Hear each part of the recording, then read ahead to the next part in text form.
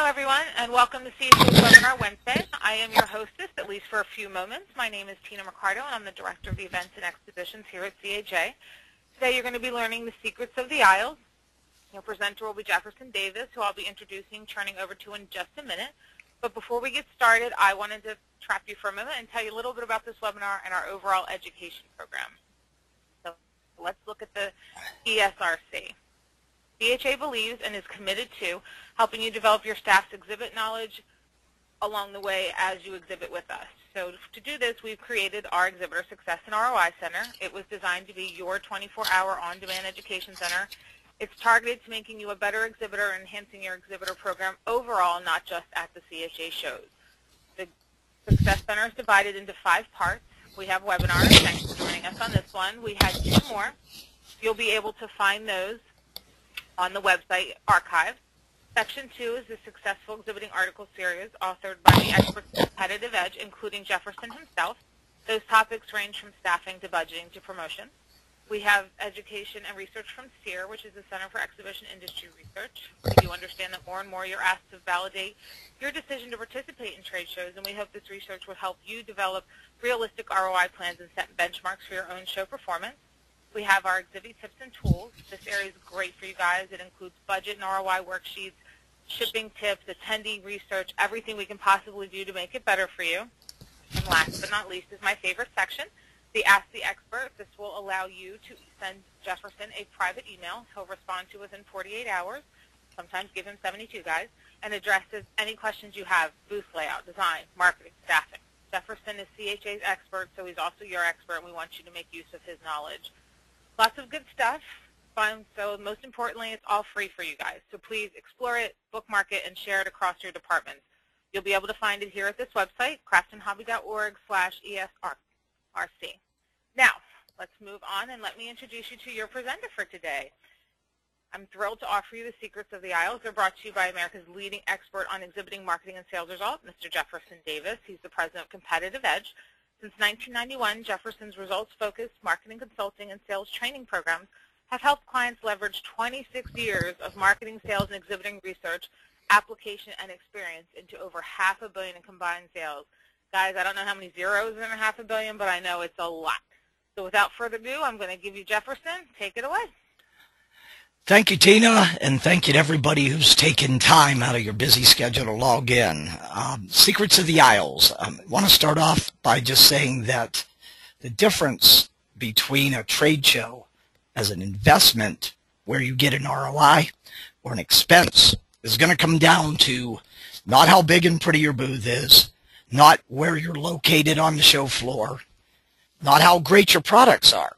It's going to come down to people that staff your exhibit.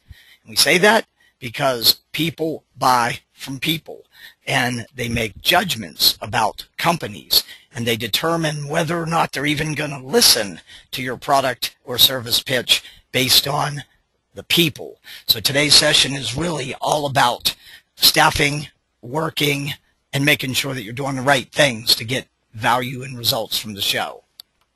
One of the things you got to think about when it comes to working at a trade show as versus being out in the field and walking in stores and calling on people is how the environment is different. So I want to go over some of these differences here. Number one, the customer comes to you.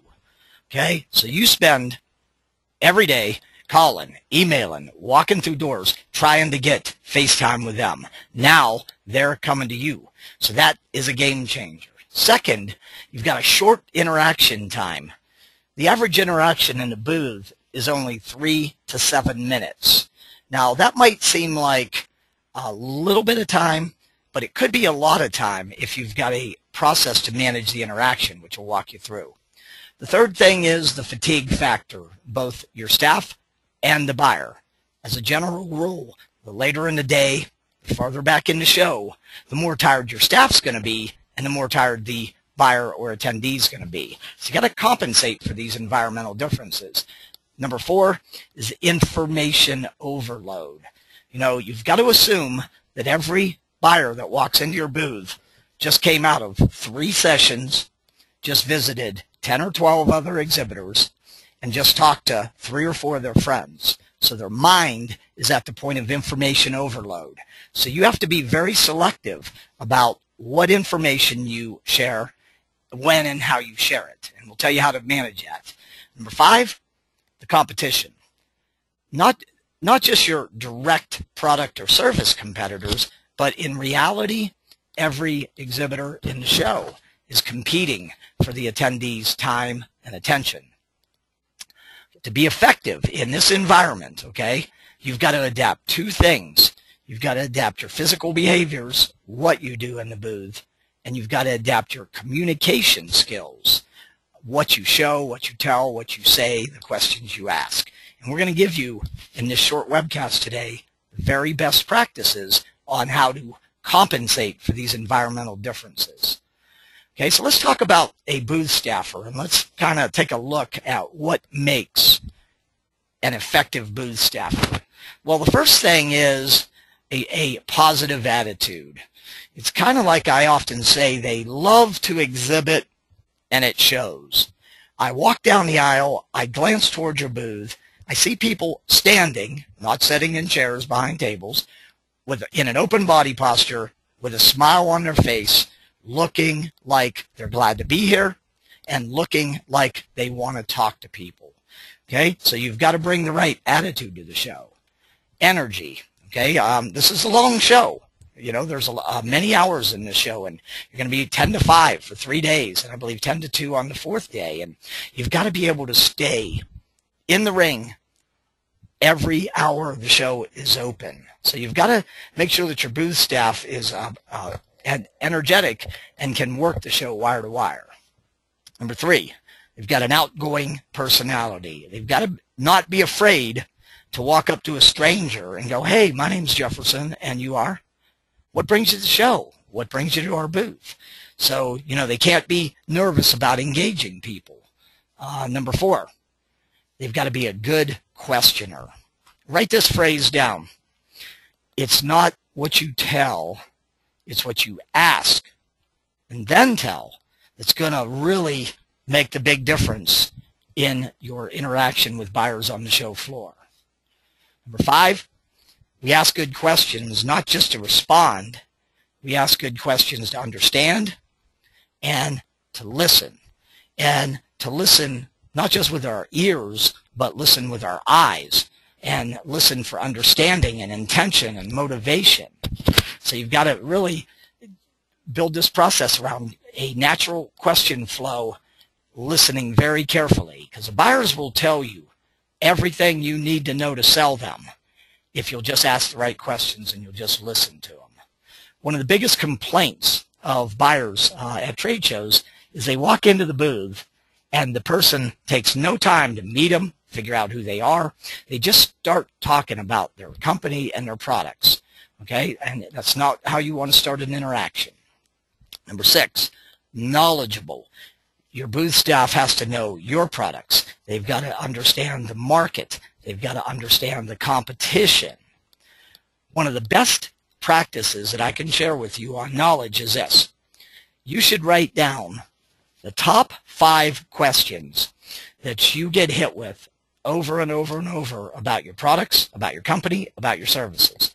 Then you should have the best thinker or thinkers in your company write the answers out, and you should literally spoon feed those answers to your entire booth staff so everybody can deliver your key messaging from a consistent manner. Okay, so knowledgeable. You've got to know, okay? Number 7, less is more. Write that down too. It's not what you tell, it's what you ask. Less is more.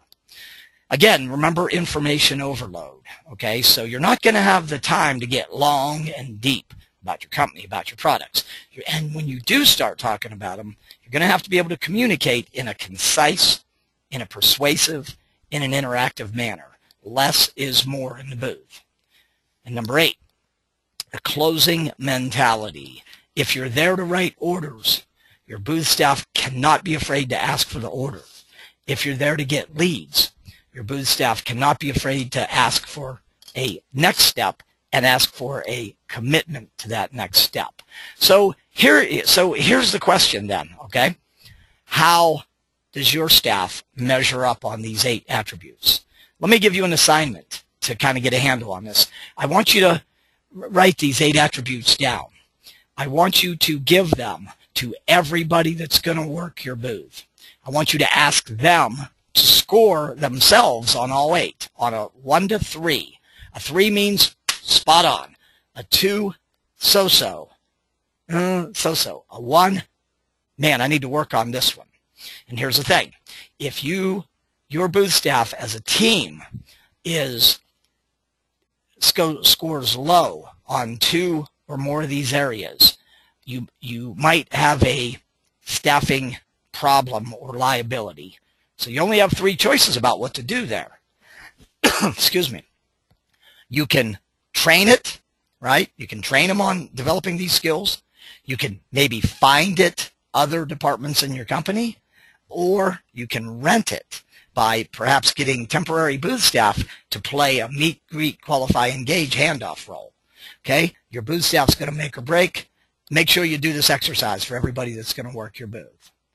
So let's talk about some staffing, some pre-show activities that we need to kind of take into mind as we get ready for the show. Number 1, everybody in your company has got to be crystal clear on why you're exhibiting.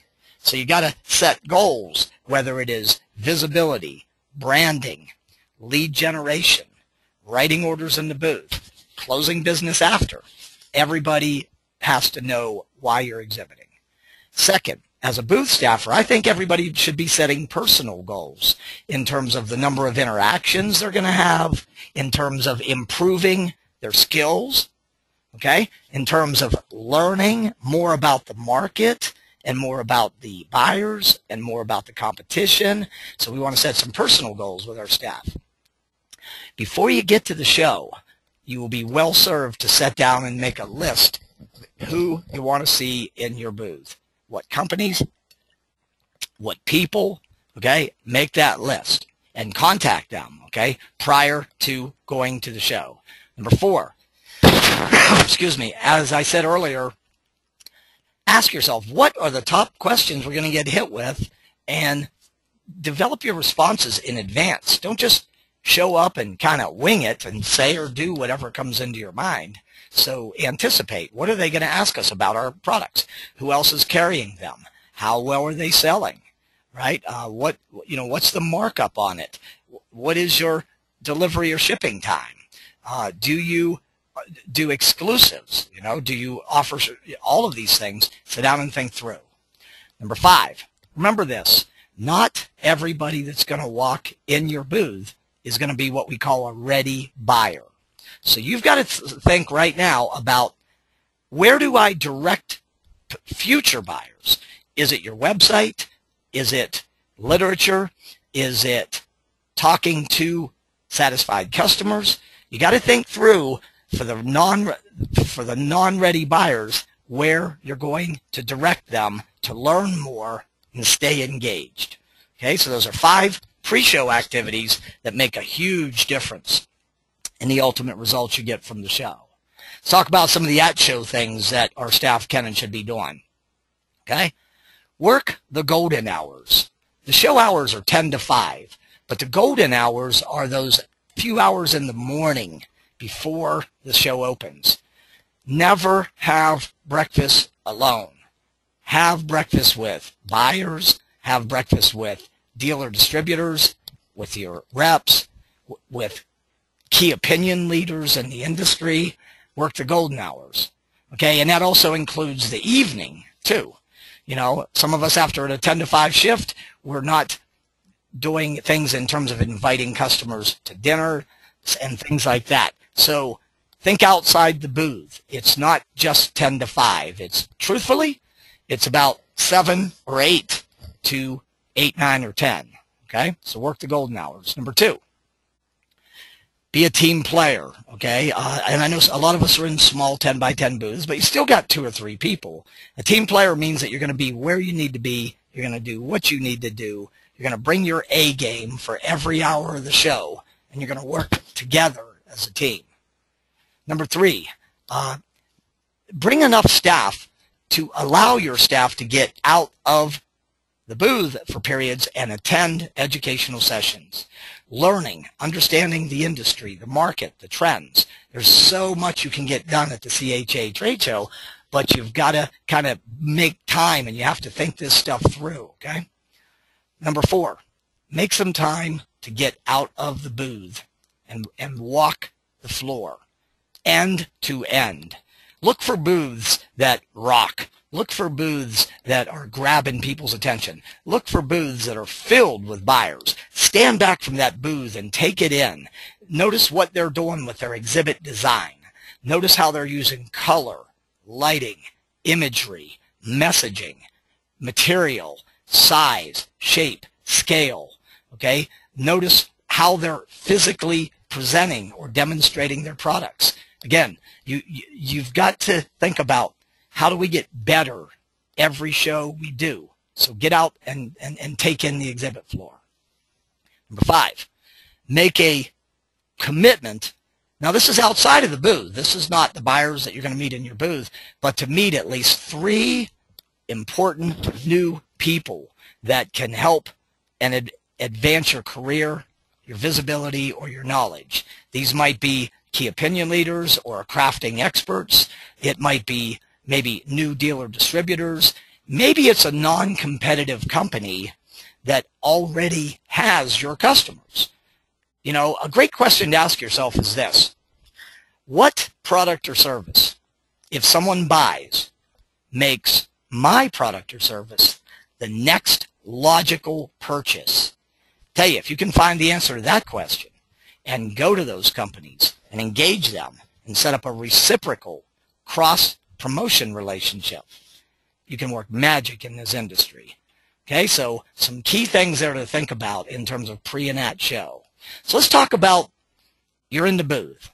Okay, the first 30 seconds of the interaction, the buyer will tune in or tune out.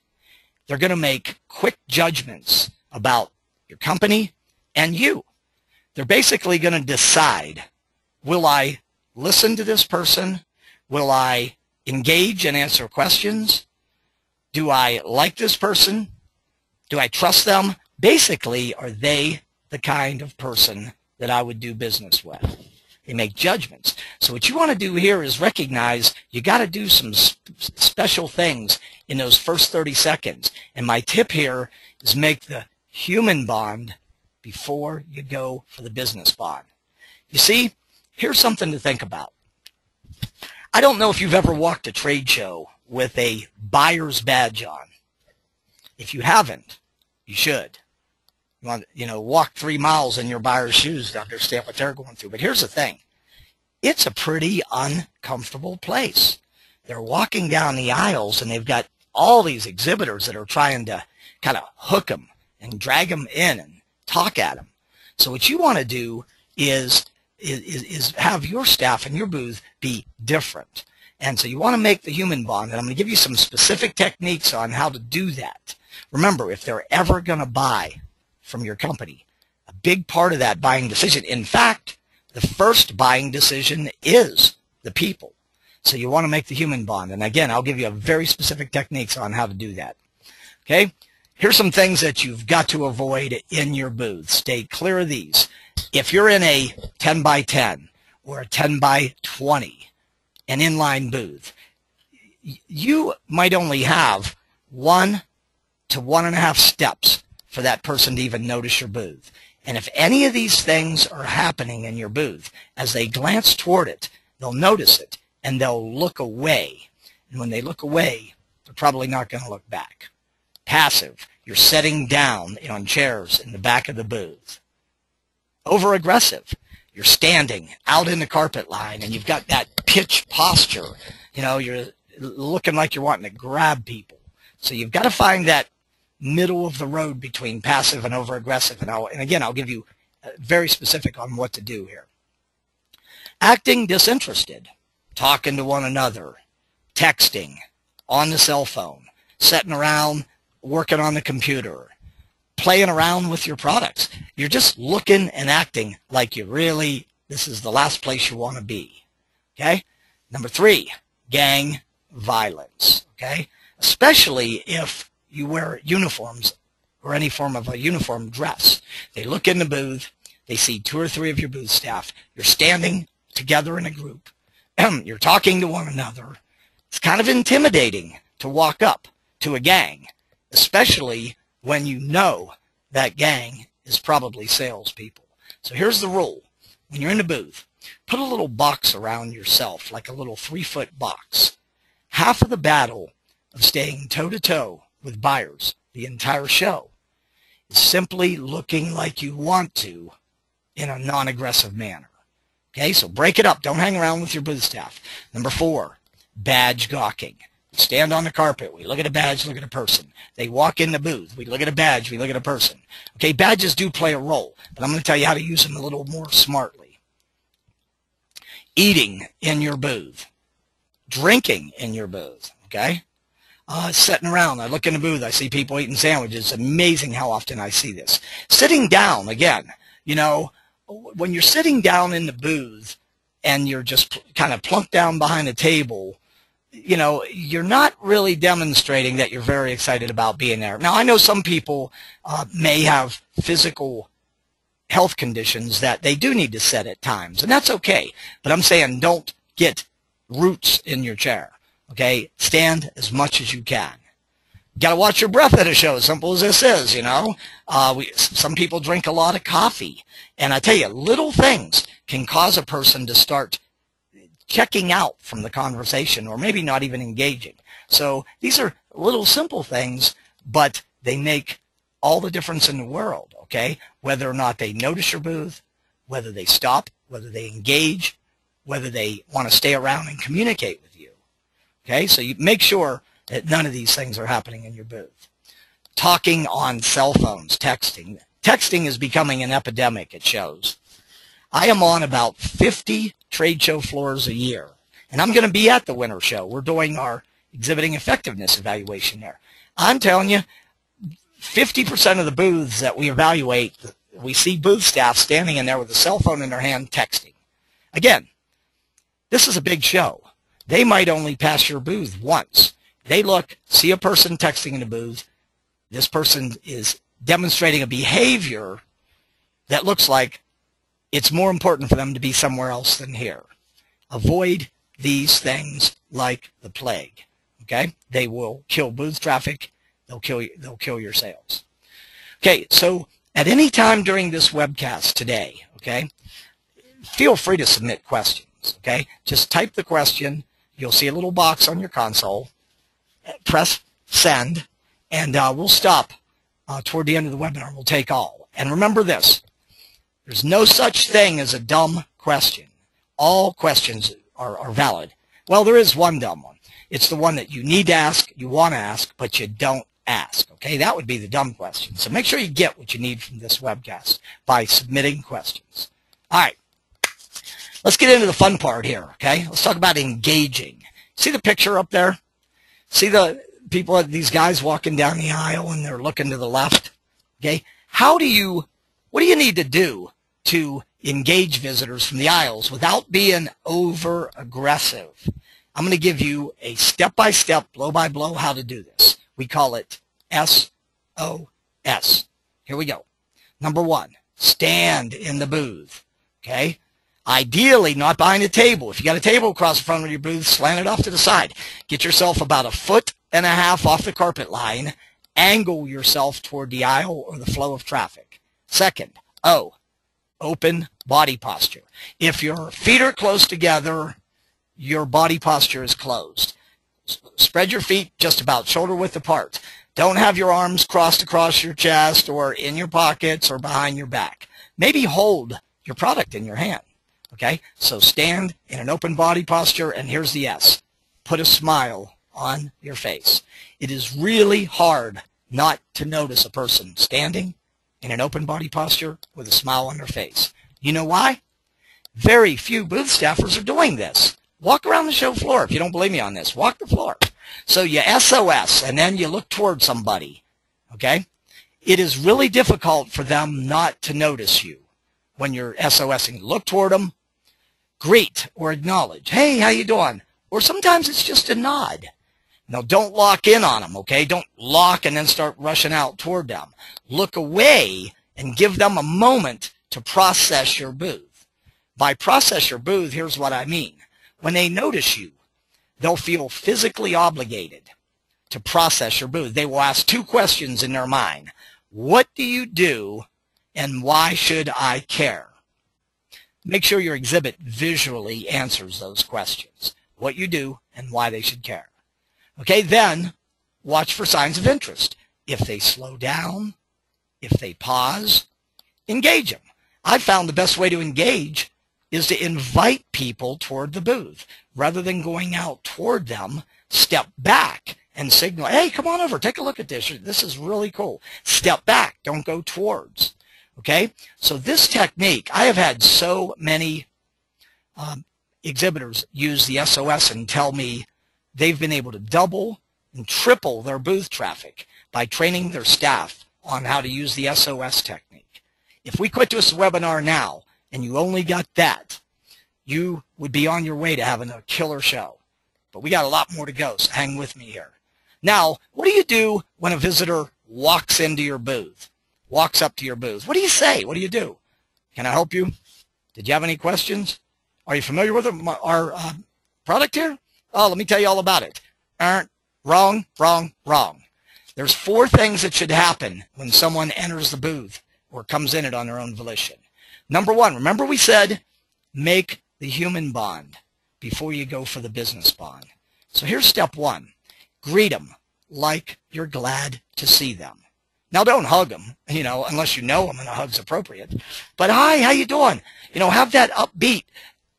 Act as if you're at a party at your friend's house. Hi, how you doing? Welcome them to your exhibit. Welcome to Competitive Edge. Physically say the name of your company so they know where they're at. Number 3, meet them. I'll bet a lot of you listening read people's names off their badge. So I want to ask you a couple questions about that little behavior. When you read someone's name off the badge, what are you assuming? Think about that for a moment. I tell you one thing you're assuming. You're assuming a relationship that does not yet exist. The other thing you're assuming is that that's actually their name. Okay? So what you want to do in the meet phase is introduce yourself first. Hey, my name's Jefferson Davis, and you are. It forces the visitor to introduce themselves. Okay? Little technique here. When you meet the visitor, notice the color of their eyes. Okay? And then the 4th step is ask a discovery question. There's only 2 questions, basic discovery questions. Here's the first one. Hey, what brings you by today? Or what brings you to our name of your company? What brings you to Competitive Edge? Or if they've landed on something, they're over there looking at your display, they're looking at your products. Hey, I noticed you were looking at our scrapbook. Tell me a little bit about your interest. Look at that question. I noticed you were looking at, tell me a little bit about your interest. That is priceless. This is another skill that you need to train your booth staff on and make sure that everybody in your booth understands greet, welcome, meet, discover. You'll get more done in the first minute of the interaction than the average exhibitor will get done during the entire interaction. You will have greet, welcome, you have met them, now you're on a first name basis with them, and you will discover why they're at your booth. You see, there's 3 types of people that are going to walk up to your booth. And the reason you ask the discovery question, hey, what brings you by? I noticed you were looking at. Tell me about your interest. They will put themselves into one of these 3 categories. Number 1, casual visitor. They're not at your booth to learn about your products to influence a buying decision. They're at your booth for another reason. If you're giving food or the candy bowl, they're hungry. If you're giving water, coffee, tea, smoothies, beverages, they're thirsty. If you've got a fish bowl, drop your card in to win, they are a contestant. Maybe they're lonely. Maybe they're just looking for someone to talk to, okay? But here's the bottom line. The primary reason they're at your booth has nothing to do with learning to influence a buying decision. So when you ask the question, hey, what brings you by? I noticed you were looking at. You'll smoke them out. Now, what do you do with a casual visitor? Number one, question for interest, okay? Number two, ask if they came to the show with a group. Sometimes the casual visitor came to the show with other buyers. Maybe they can bring the buyers back to your booth. Number three, disengage. Don't go long and deep with this visitor. They'll tie you up. Every minute you're with one person, you cannot be with another, okay, in the booth. So casual visitor, question for interest, ask if they came with a group. If they're not qualified, disengage. And I'll show you how to get out of conversations in a moment. Next, the information seeker. This person reveals themselves crystal clear. Here's what they do. They walk up to your booth and they start firing questions at you. Tell me about this. Okay, so what do you do with the information seeker? You have two choices. Number one, give a very brief answer. Then go back to step one. Hey, I'm Jefferson, and you are. Regain control by going back and connecting. The second technique is question the question. So, hey, that's a really good question, and I want to be sure to share the right information with you. So could you tell me a little bit about your interest? What's prompting your interest in the product? Boom.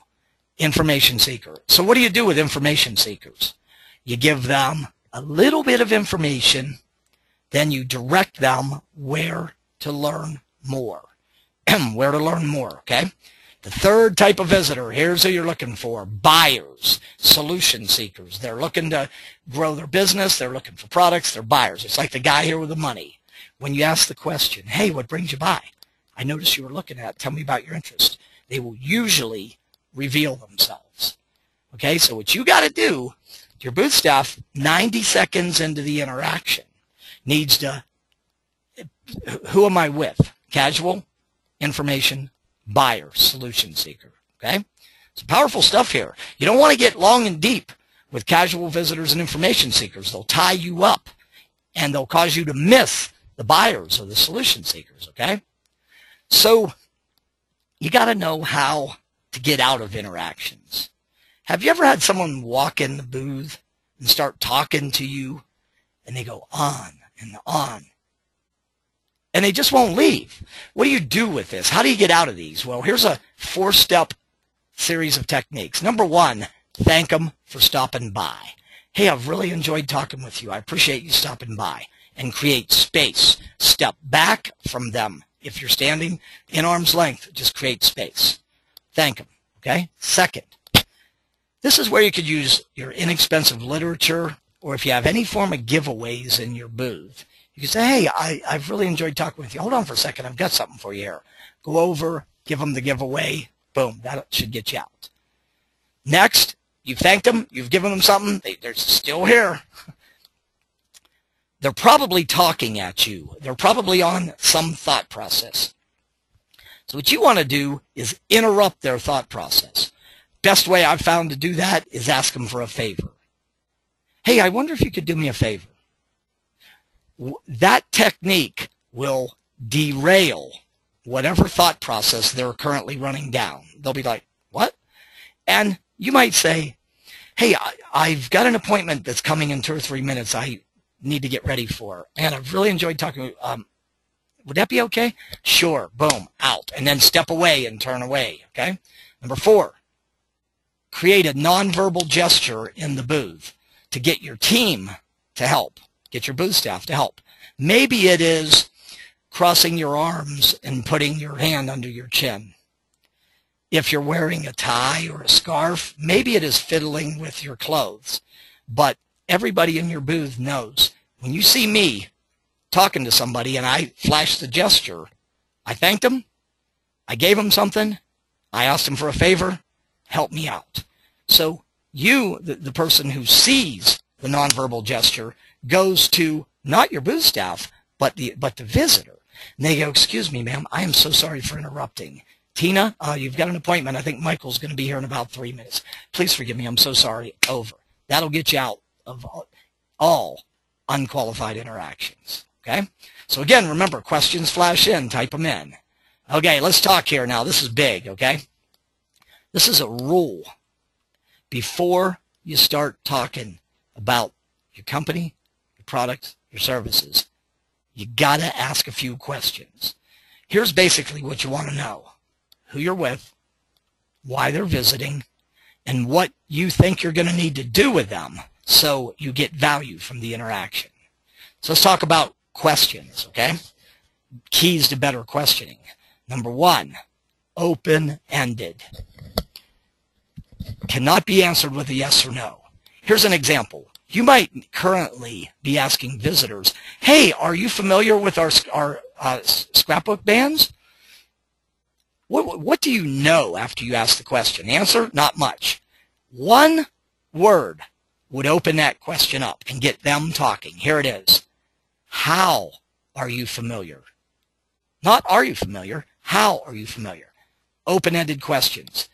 The key to getting them talking so you understand, can demonstrate your listening skills, so you can determine what type of visitor you're with, so you create space so they can take in your messaging. Number 2, soften the tone on your questioning. You don't want to have an interrogative tone. So tell me about this, and what are you doing in this area? Bring that tone down. Number 3, easy questions first. Tell me a little bit about your store, and what do you do with the store? And what brought you to the show, or what brought you to our booth? And, so kind of get these questions, easy questions first. You don't want to go right in, well, tell me, did you come to the show to buy? No, that would be a huge mistake. Number 4, when you're asking questions, angle your body. Do not be squared up face to face. Number 5, you want to make sure they hear the question. You want to get deeper answers. Drop their name on the front or the back of 1 or 2 of your questions. Okay? So what you got to do is kind of design the natural question flow. So here's the flow, okay? How did you learn about our booth, especially if you did a lot of pre-marketing? What do you know about our company or our products or services? Now, this is a great question. Why? It'll tell you what you need to present, what specific messaging. Tell me a little bit about your company, your store, and what do you do with the company? And what's prompting you to look at our type of product or service? Great front-end questions. Okay, so what you want to do is kind of massage these questions, script them out, train your booth staff to ask questions before you talk.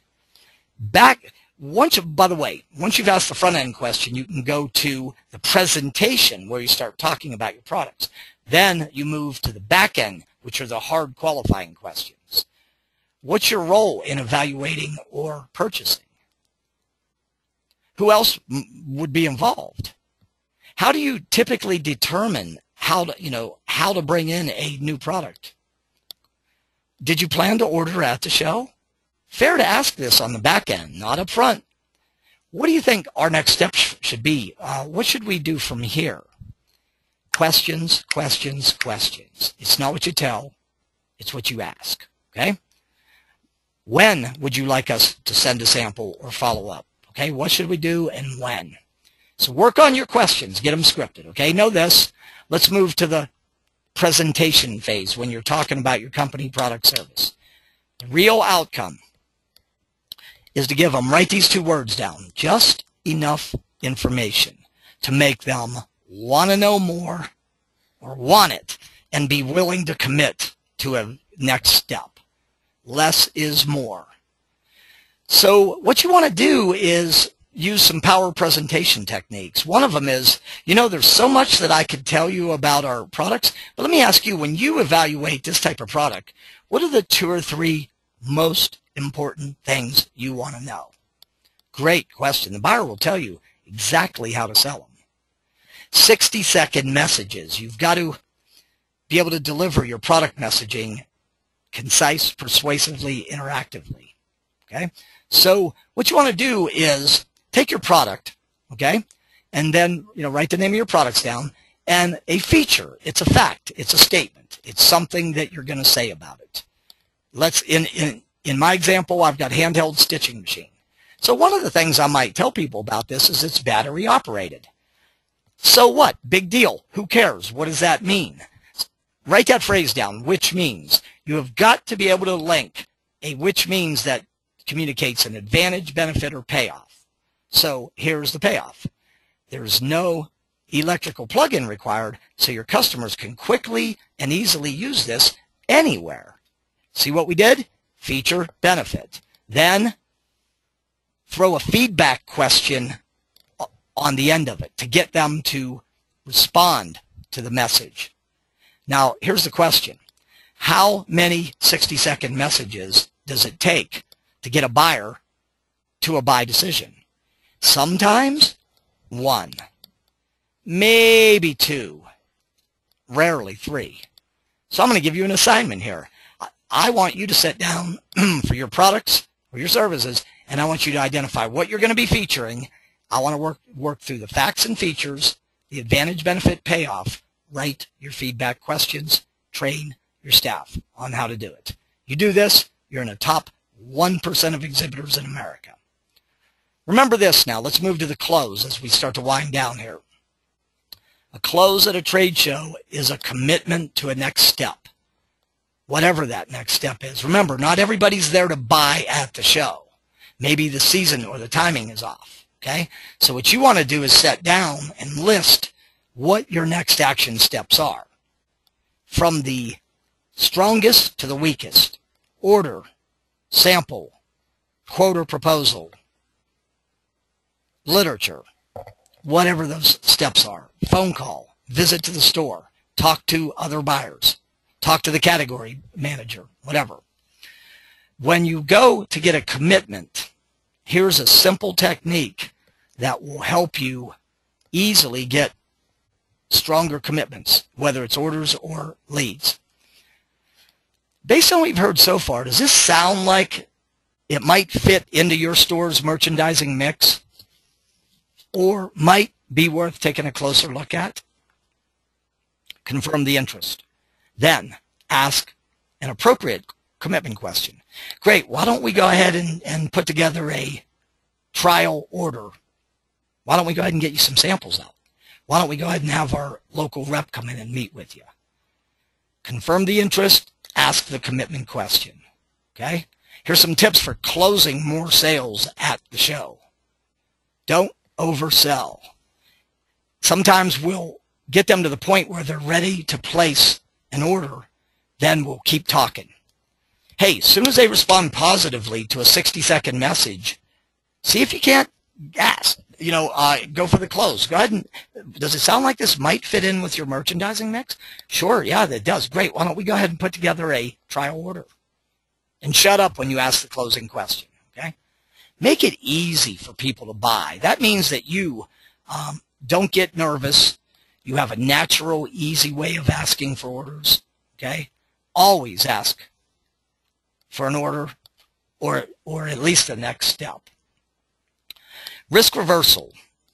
In every transaction, somebody's being asked to take the risk here. Don't make your buyers take the risk. Ask them. If you can put together guarantees, like CHA has a new exhibitor guarantee, they're completely reversing the risk. So you might want to have trial orders and think about how can we reduce the risk that if it gets in the store and it doesn't sell, that we can help them. Maybe you're going to have some form of a buyback policy or return policy. I tell you, the buyer's biggest question about what you guys do when it comes to retail is 2 questions. 3, really. Number 1, does it fit our merchandising mix? Number 2, will it sell? Number 3, can we make money? Those are the questions. Does it fit our mix? Will it sell? Can we make money? Okay, so reverse the risk. Offer small trial. When you're with a buyer who doesn't have the power to make the final decision, ask them, Tina, if this were your decision, would you bring this into your store? They go, you bet I would. Say, why don't we go ahead and set up what we call a subject to order? So what we're going to do is we're going to write this order up, but it's subject to you getting approval from whoever, the owner, the manager, whatever. Okay? Offer small trials. Hey, we'll let you start out with a small order just to get it in and see how it goes. Let's talk about improving your lead quality. Lead quality is equal to the commitment to the next step, the clarity and the commitment. I showed you how to get it. The value of a lead diminishes 15% per week. You want to assign an accurate grading or priority, hot, warm, cold. Okay? Everything you send out post-show, link it back to the request at the CHA trade show. Personalize your follow-up. It's important for you to capture information about their interests, their questions, their concerns, their store, so you can weave it into your follow-up. Plan for 7 contacts minimally over the next 6 months following the show, and be sure to use multiple media. Don't just mail, or email, or call. Mix it up. Persist, okay? If you know that this store is a match for what you sell, your goal is to be there when the buyer is ready to buy, not just when you are ready to sell. Okay, so stay in touch. So we have covered a lot of ground in a very short period here. Your staff will make or break your success. Make sure they align to the 8 attributes. Share the techniques, the SOS and the engaging. Write your questions out. Analyze your product services. Develop your 60-second messages. Make offers that make it easy for the buyer to buy. Train your staff on that 2-part closing technique. And if you'll do this, I can wind this webcast down, not by wishing you a better CHA trade show. I guarantee that you will have a much more effective show. So it's not what you've heard here today. It's going to be what you do. So my wish and my prayer and my dream is that you get off this webcast and you take this information and you work it, okay? I've been involved through my training and consulting helping companies pull over $500 million out of shows. This stuff works, but you gotta work it, okay? So I'm going to open it up for questions, and while I do that, Tina, any closing comments or thoughts from CHA? Wow, my head is spinning, so there's lots of thoughts, all that new information. I do want to thank everyone, of course, for spending time with us. And, of course, I hope you guys got great tips today. I learned great things when I talked to Jefferson. Please remember to check out the ESRC online. There's information and tools there for you, all with the goal to maximize your exhibit investment. It's all available 24/7. Please share it with anyone you wish to. It's our gift to you. If you have a question, not just today, but anytime, please ask. Ask Jefferson, ask me, ask a CHA staffer. We all want you to have a successful show. That's why we do this. It's why we're passionate and excited about trade shows, is because we want to help you succeed. And I'm hoping we have some questions, but I don't know because that's a Jefferson thing. Jefferson, do you have any? Yes, Tina, we do. There's a couple in the queue. The first one is, how do you make your peers, especially your boss, understand the importance of taking a webinar like this? Well, let me hit that. Owners, bosses, really care about profitability and the ability to compete in the market. So I would go to my boss and ask, how happy are you with the return that we're getting on the time and the money that we're spending on trade shows? Odds are, if you're like most companies, are going to be ho-hum or maybe not happy. Say, how important do you think the people that we put in the booth, how important do you think they are to the success of the show? So ask them about satisfaction, ask them about how important people are. And then, okay, point out that 86% of the human beings that stand on a trade show floor have never had an hour of skills training in how to work a show. This causes them to make behavioral and communication mistakes that limit booth traffic and cost you money. Okay, so I hope that helps with that question. The next question. What do you do if you're talking to a buyer and somebody else walks into the booth? Well, the first rule is this. Have enough staffing, okay? Never, ever be one person in the booth. If you tell me you got no one else to work the booth, I'm going to tell you to rent help. It only costs about $350 a day to have a professional greet, welcome, meet, question hand you qualified buyers. You need to have a minimum of 2 people in a 10 by 10, okay? But here's what to do, okay? Let's say there are 2 of you in the booth and you're both engaged. What you got to do is you got to acknowledge that person. Even though you're talking to someone, you've got to physically kind of look toward them, and maybe you'll put up your finger and I'll be with you in 1 second. What I like to do is have a browser or information or make and take station in the booth, something to engage them while we finish up the interaction. My third technique here is if you use the 4 steps we showed you, getting into, getting out, asking good questions, briefly presenting, and closing, your interactions will be more efficient, shorter, and they'll be more effective. Okay? So I hope that helps. We got another question. What's the best way to handle a competitor who walks in your booth? Tina, is there any contract language that talks about exhibitors entering others' booths? Yes, we do have a policy in which exhibitors are not permitted to enter another exhibitor's booth without permission. They're not allowed to entice buyers out of your booth. We have had that happen. We put a stop to it. They are, of course, as you know, we are a very wide range of product shows. So some of you are actually doing business with other exhibitors. So if it's something you're interested in, then we encourage you to welcome them in. If it's a competitor and you know that they're there, and we all know why they're there, just to check you out, calmly ask them to leave, just inform them that this is a business time for you. If that isn't working and you have challenges, that's why we're there. So contact the show office, a staffer. We travel with all of our staff. We are there to help you. Don't bother leaving your booth. Give us a phone call. I'll be emailing you all my cell information before I leave. You call us, we'll come and take care of the problem for you. Yeah, and something else to think about here. I've had some of my clients pick up incredible salespeople from the competitors at shows. So my thought is be polite, be professional. You might say, I'm sorry, this is really not the time or place, but I would like to talk with you about what we're doing. Okay, and maybe perhaps we could meet up like afterwards for coffee or something like that. Okay, and then if they still hang around, you might want to say, I like to use a good guy, bad guy thing too. I'll kind of point, you see my boss over there? He's a real stickler about our competition being in the booth, man. And so this is not really the time or place to do this. And then your third level would be to go to the contracts. Hey, are you aware that you could be removed from the show for entering a exhibitor's booth uninvited? No, I wasn't aware of this. I'm not trying to be rude, but we're not really here to do this. I'm here to talk to buyers, so are you. So thanks. I hope that helps. Somebody asked SOS. What does SOS stand for? Stand, open body posture, put a smile on your face.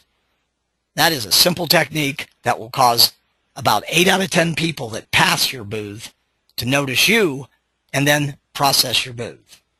Okay, so that is all I've got for questions for now. You guys have been fabulous. I appreciate you logging into this webcast. It is recorded and will go up on the ESRC. I strongly encourage you to have your entire booth staff view this webcast and take the steps. I gave you some very specific assignments in this webcast. And if you will, okay, I can close this webcast today not by wishing you a better show. I guarantee you'll have a better show. So Tina, back to you for closing comments from CHA. Thanks, Jefferson. It's always fun to hang out with you, and thank you all for spending some time with us today. I do know how valuable your time is, especially at this time of year. So we're going to wish you guys a great holiday season. Again, if you have any questions between now and the show, you can always contact us. Otherwise, we definitely look forward to seeing you all in Anaheim.